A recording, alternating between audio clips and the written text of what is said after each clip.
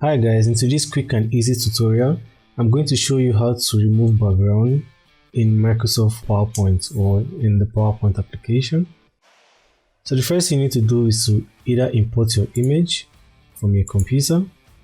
So here I'm going to go to my downloads and select this image right here, and I click on insert. And once this picture has been inserted or put into your computer, you will notice that you have this format tab at the top here. So the next thing you need to do is to make sure your picture or the image is selected, and then you go to remove background and then click on this. So once you click on that, PowerPoint will automatically remove some parts of the image. It is assuming you don't want for the background.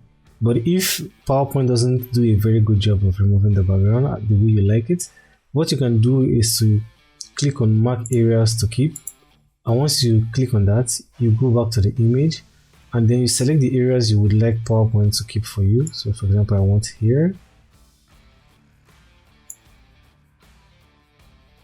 So you can see, and I want it here also as well.